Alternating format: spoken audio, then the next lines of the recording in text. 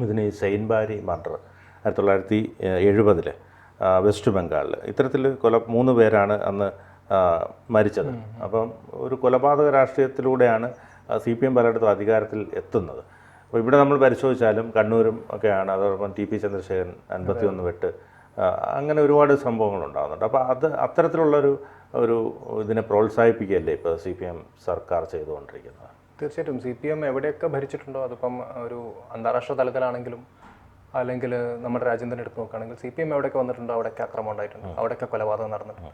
സെയിൻബാരി അതിൻ്റെ ഒരു ഉദാഹരണമായിരിക്കും. നമ്മളൊക്കെ കേട്ടിട്ടുണ്ടാവും ഒരു അമ്മയെ എന്താ പറയുക മക്കളുടെ ചോര കലർത്തിയിട്ട് ചോറ് തീറ്റിച്ചു എന്നുള്ള. അതാണ് ഈ സെയിൻബാരി കൊലപാതകം. നമ്മുടെ ഇന്ത്യൻ ചരിത്രത്തിൽ തന്നെ ഏറ്റവും ഇത്രയും ക്രൂരമായിട്ടുള്ളൊരു കൊലപാതകം വേറെ ഉണ്ടായിട്ടുണ്ടാവില്ല. അപ്പോൾ സെയിൻബാരി നടക്കുന്നത് ആക്ച്വലി ഒരു 1970-ലാണ്. സെയിൻ കുടുംബത്തിൻ്റെ സെയിൻബാരി എന്ന് പറഞ്ഞാൽ സെയിൻ കുടുംബത്തിൻ്റെ ഹവേലി, ഈ നോർത്ത് ഇന്ത്യയിലൊക്കെ ഹവേലി എന്നൊക്കെ പറഞ്ഞ പോലെ സെയിൻ കുടുംബത്തിൻ്റെ ഒരു വീട്. അപ്പോൾ അവിടെയുള്ള 2 സഹോദരന്മാരെ വധിക്കുകയും അവരുടെ അമ്മയെ കൊണ്ട് അവരുടെ രക്തം കലർന്ന ചോറ് തീറ്റിപ്പിക്കുകയും അങ്ങനെ വലിയ തോതിലുള്ളൊരു അക്രമം അഴിച്ചുവിടുകയും ചെയ്തു. അതിലേക്ക് വരുന്നതിന് മുമ്പ് നമുക്ക് ഈ ഒരു 1970s to 80s കാലഘട്ടത്തിലൊരു വെസ്റ്റ് ബംഗാളിൻ്റെ ഒരു നമ്മൾ ടൈം ലൈൻ എടുത്ത് നോക്കുകയാണെങ്കിൽ അവിടെ നടന്നിട്ടുള്ള കൊലപാതകങ്ങളുടെ കണക്ക് ചെറുതല്ല. നിങ്ങൾക്കൊന്ന് ഗസ് ചെയ്യാൻ പറ്റും ഒരു വർഷത്തിൽ എത്രത്തോളം ആളുകൾ കൊല്ലപ്പെട്ടിട്ടുണ്ടാവുന്ന അവിടെ? 1969 മാത്രം. വെറുതെ ഒരു ഗസ്, ഒരു റാൻഡം ഫിഗർ. അങ്ങനെ ചോദിച്ചാൽ ഒരു 500ഓളം, ഒരു 700ഓളം ആളുകൾ അവിടെ കൊല്ലപ്പെട്ടിട്ടുണ്ട്. അപ്പം സാധാരണ കണക്കിനേക്കാൾ എത്രയോ വലുതാണ്. അതെ, ഒരു വർഷം 700ഓളം ആളുകൾ ഒരു വർഷത്തിൽ കൊല്ലപ്പെടുക എന്ന് പറഞ്ഞാൽ അതൊരു ചില്ലറ കണക്കല്ല. അപ്പം ഞാൻ കഴിഞ്ഞ ദിവസം എൻ്റെ ഓഫീസിൽ എൻ്റെ ഒരു കളികായിട്ട് സംസാരിക്കുന്നത്, അവൻ കൊൽക്കത്തക്കാരനാണ്. അവൻ്റെ അച്ഛൻ ഡോക്ടറാണ്. അപ്പം അവൻ്റെ അച്ഛൻ അവനോട് പറഞ്ഞു കൊടുത്തൊരു കഥയാണ്. ഇവർ ഈ അന്ന് പഠിക്കുന്ന സമയത്ത് ഇവർക്ക് ഈ ബോഡിയൊക്കെ വേണമെങ്കിൽ ഇവർ വെറുതെ പുറത്തേക്ക് ഇറങ്ങി നടന്നിട്ട് ആ കൊൽക്കത്തയിലെ ഏതെങ്കിലും സ്ട്രീറ്റിലൂടെ ഒക്കെ നടന്നു കഴിഞ്ഞാൽ 1-2 ബോഡി അവർക്ക് കിട്ടും. അപ്പോൾ ഈ മെഡിക്കൽ സ്റ്റുഡൻസിന് വലിയ രീതിയിൽ അത് ഉപകാരപ്പെട്ടിരുന്നു, ഈ പറഞ്ഞ പോലത്തെ അന്നത്തെ ആ കൊലപാതകങ്ങൾ. അപ്പം നമുക്കൊരു സട്ടിൽ ഹ്യൂമറായിട്ട് കാണാമെങ്കിൽ പോലും അന്നത്തെ വെസ്റ്റ് ബംഗാളിൻ്റെ അവസ്ഥ അതായിരുന്നു.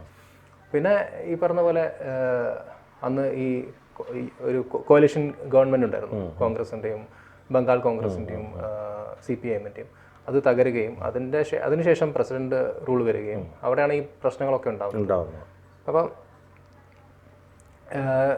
ഇവരുടെ ഈ CPIMൻ്റെ ഒരു നമ്മൾ ഐഡിയോളജി എടുത്ത് നോക്കുകയാണെങ്കിൽ ഇവർക്ക് 2 വിങ്ങാണ് ബേസിക്കലി. ഒന്ന് ഇവരുടെ ഇൻ്റലക്ച്വൽ വിങ്, മറ്റൊന്ന് പറഞ്ഞ ഇവരുടെ ഈ പറഞ്ഞ പോലെ ഗുണ്ട വിങ്.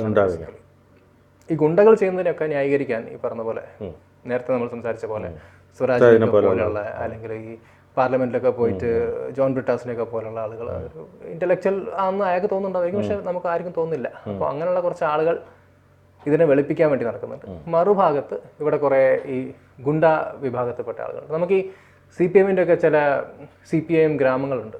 അവിടേക്ക് പോയി കഴിഞ്ഞാൽ നമുക്ക് ശരിക്കും മനസ്സിലാവും മറ്റേതെങ്കിലും ഒരു പാർട്ടിയെ സപ്പോർട്ട് ചെയ്യുന്ന ആളുകളാണെങ്കിൽ അവരനുഭവിക്കുന്ന ബുദ്ധിമുട്ടെന്നുള്ളത് നമ്മുടെ നാട്ടിൽ പോലും അത് വളരെ വ്യക്തമാണ്. അപ്പം ഇവരോടൊപ്പം നിൽക്കുക അല്ലെങ്കിൽ ഇവരോടൊപ്പം നിൽക്കാത്തവരെ ഇല്ലാതാക്കുക എന്നൊരു പ്രത്യയശാസ്ത്രം ഇവർ എല്ലാ കാലത്തും മുന്നോട്ട് കൊണ്ടുപോയിട്ടുണ്ട്.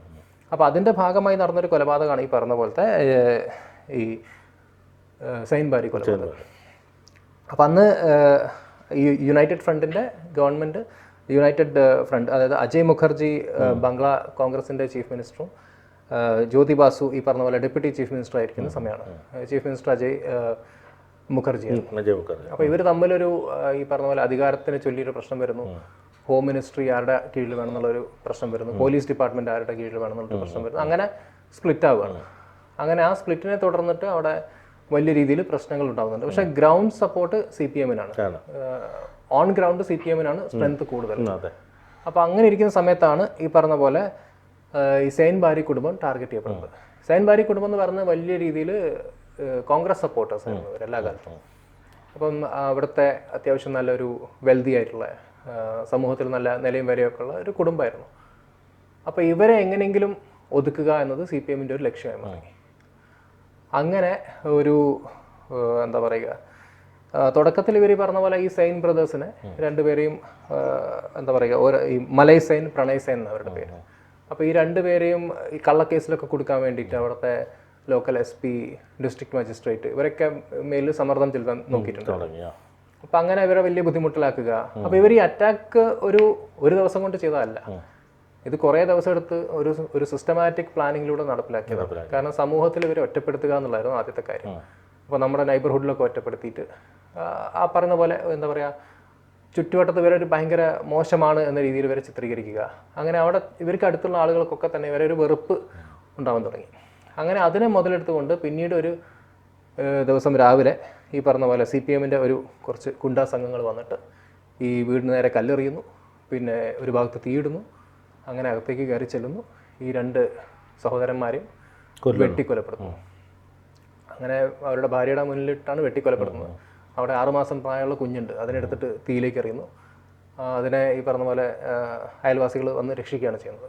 പിന്നെ ഇവർ ചെയ്യുന്നൊരു കാര്യം എന്ന് വെച്ചാൽ ഈ കുടുംബത്തിലെ അമ്മയെ പിടിച്ചുകൊണ്ട് പോയിട്ട് ഈ 2 ആൺമക്കളുടെയും ചോര കലർത്തിയിട്ട് ചോറ് തീറ്റിക്കുക. അപ്പോൾ അതാണ് ഈ നമ്മുടെ മനസ്സിലൊക്കെ ഒരുപാട് വേദന ഉണ്ടാക്കുന്നൊരു രംഗം. അപ്പോൾ അങ്ങനെയാണ് ഈ സൈൻബാരി കൊലപാതകം നടപ്പിലാക്കുന്നത്. പക്ഷെ അത് നടപ്പിലാക്കിയതിന് ശേഷം നമ്മൾ നോക്കുകയാണെങ്കിൽ വലിയ അന്വേഷണം ഉണ്ടായോ? ഒന്നും നടന്നിട്ടില്ല. മുഖർജി കമ്മീഷൻ വന്നു, പല കമ്മീഷനും വന്നു, അന്വേഷണങ്ങൾ പ്രഖ്യാപിക്കും. ഇത് എല്ലാ കാലത്തും ഈ പറഞ്ഞ പോലെ ഓരോ പാർട്ടികളും അവരുടെ രാഷ്ട്രീയ മുതലെടുപ്പിന് വേണ്ടി ഉപയോഗിച്ചുവെങ്കിലും ഇവർക്ക് ഇതുവരെ നീതി കിട്ടിയിട്ടില്ല. അതിൽ ആ പറഞ്ഞ പോലെ കലാപത്തിന് നേതൃത്വം കൊടുത്ത പലരും ഇപ്പം MP-മാരൊക്കെ ആയിട്ടുണ്ട്. അപ്പോൾ അങ്ങനെ എന്താ പറയുക, CPM-ൻ്റെ ഒരു സ്ട്രെങ്ത്ത് അവർക്ക് കാണിക്കാൻ പറ്റിയ, ഞങ്ങളോട് കളിച്ചാൽ ഇങ്ങനെ ഇരിക്കും എന്നവർ ഒരു മോഡലാക്കി കാണിച്ചു കൊടുത്തൊരു കൊലപാതകമാണത്. അതിന് ഈ പറഞ്ഞ പോലെ ഒരു നീതിയും ലഭിച്ചിട്ടില്ല ആ കുടുംബത്തിന് ഇതുവരെ. ആ കുടുംബം പൂർണ്ണമായും സ്പ്ലിറ്റായി. അവരെവിടെയാണ് അവരുടെ ഈ എന്താ പറയുക, ഈ തലമുറയിൽപ്പെട്ട ആളുകളൊക്കെ എവിടേക്കോ ചിന്നിച്ചിതറി കിടക്കുന്നത്. അപ്പോൾ അവർക്ക് ആർക്കും ഈ പറഞ്ഞ പോലെ ഇതിനെക്കുറിച്ചൊരു ഡീറ്റെയിൽഡ് ആയിട്ട് ഒരു കേസിന് പോകാനോ അല്ലെങ്കിൽ ഇതിലൊരു നീതി ലഭിക്കുന്നതിന് വേണ്ടി കൂടെ നിൽക്കാനോ ആരും ഉണ്ടായിരുന്നില്ല. അന്ന് അതിൻ്റെ വിറ്റ്നസ്സായി നിന്ന ഒരാളുണ്ട് ആ ഒരു വിഷയത്തിൽ. ഇത് ഈ പറഞ്ഞ പോലെ മുഖർജി കമ്മീഷൻ്റെ മുന്നിൽ ഹാജരാവാൻ വേണ്ടിയിട്ട് ഒരു വിറ്റ്നസ്സായി നിന്ന ഒരാൾ അവരെ പോലും ആക്രമിക്കപ്പെടുകയാണ്. അപ്പോൾ അങ്ങനെ ഈ കേസ് പൂർണ്ണമായിട്ടും ഇല്ലാതാക്കുകയും അങ്ങനെ CPM-ൻ്റെ ഒരു സ്ട്രെങ്ത് തെളിയിക്കുകയും ചെയ്തൊരു കാര്യമാണ്. സ്ട്രെങ്ത് ഇൻ ദ സെൻസ് ഒരു അക്രമ രാഷ്ട്രീയത്തിലുള്ള അവരുടെ സ്ട്രെങ്ത് അവർ തെളിയിച്ച ഏറ്റവും വലിയൊരു കേസാണ് ഈ സൈൻബാരി. തീർച്ചയായിട്ടും. ഇപ്പോൾ കേരളത്തെ സംബന്ധിച്ച് പറയുകയാണെങ്കിൽ ഇപ്പോൾ അധികാരം നിലനിൽക്കുന്നത് കൊണ്ട് മാത്രമാണ് ഇപ്പോൾ ഈ വലിയ അക്രമങ്ങളിലേക്ക് തിരിയാത്തത്, ജനവികാരം ഇളക്കി വിടാതിരിക്കാൻ വേണ്ടിയിട്ട്. എന്നിരുന്നാൽ പോലും ഇവർ ഈ പറഞ്ഞ താഴെത്തട്ടിൽ അത്യാവശ്യം ഇത്തരത്തിലുള്ള ഗുണ്ടാ പ്രവർത്തനങ്ങളും അങ്ങനെയുള്ള കാര്യങ്ങളൊക്കെ ചെയ്തും പോകുന്നുണ്ട്. അതിൻ്റെ ഭാഗമായിട്ടാണ് ഇൻ്റലക്ച്വലായിട്ടുള്ള ഇപ്പം അതിനെ ന്യായീകരിക്കാൻ വേണ്ടി പലരെയും ഉയർന്ന തലത്തിലേക്ക് കൊണ്ടുവരുന്നത്. പക്ഷേ ഇത് എത്ര കാലം ഇത് വിലപ്പോവും? അപ്പോൾ ഇത് ജനങ്ങൾ എപ്പോഴാണോ ഇത് മനസ്സിലാക്കുന്നത്, അതായത് താഴെ തട്ടിലുള്ള ഓരോ അണി പോലും ഇത് മനസ്സിലാക്കുന്ന ഒരു അവസ്ഥയിലേക്ക് എത്തും. അപ്പോൾ ഈ ഐഡിയോളജി പൂർണ്ണമായിട്ട് ഇല്ലാതാവുകയാണ് ചെയ്യുന്നത്. അത് നമ്മൾ എല്ലാ രാജ്യങ്ങളിലും കണ്ടിട്ടുണ്ട്. റഷ്യയിൽ ഇവരെങ്ങനെ ഇല്ലാതായത്, മറ്റു രാജ്യങ്ങളിൽ ഇവർ അധികാരത്തിലുണ്ടായിരുന്ന രാജ്യങ്ങളിലൊക്കെ എങ്ങനെയാണ് ഇവർ ഇല്ലാതായത്. കാരണം ഈ പ്രത്യയശാസ്ത്രം ഒരു പോയിന്റിന് ശേഷം വളരെയധികം ഒരു ഡിക്റ്ററ്റോറിയൽ ഫോമിലേക്ക് ഇത് മാറിക്കഴിയും. ഒരു സ്വേച്ഛാധിപത്യത്തിൻ്റെ മോഡലിലേക്ക് ഇത് മാറുകയാണ് ചെയ്യുക. അതിപ്പം ഈ നോർത്ത് കൊറിയ, ചൈന ഇതൊക്കെ എടുത്ത് നോക്കിക്കഴിഞ്ഞാൽ നമുക്ക് അതിൻ്റെ ഒരു മോഡലാണ് ബേസിക്കലി. അതേപോലെ തന്നെ ഇവർ മാറും. അത് ഇവരുടെ ഐഡിയോളജീൻ്റെ പ്രത്യേകതയാണ്. ഇവർ എത്ര തന്നെ ഹൈറാർക്കി ഇല്ല എന്നൊക്കെ പറഞ്ഞു കഴിഞ്ഞാലും ഇവരൊടുക്കം ചെന്നെത്തുക ഒരു ഡിക്റ്റേറ്ററിനെ ഉണ്ടാക്കുന്ന രീതിയിലേക്കാണ്. അപ്പോൾ ആ ഡിക്റ്റേറ്ററിനെ എന്ന് കേരളം ഉണ്ടാക്കുന്നു, അത് ഓൾമോസ്റ്റ് ഉണ്ടായി കഴിഞ്ഞു എന്നാണ് എനിക്ക് തോന്നുന്നത്. അപ്പം ഇപ്പോൾ ആളുകൾ തിരിച്ചറിയുന്നുണ്ട്, CPM-നകത്തുള്ള ആളുകൾക്ക് തന്നെ പ്രശ്നങ്ങൾ മനസ്സിലാവുന്നുണ്ട്.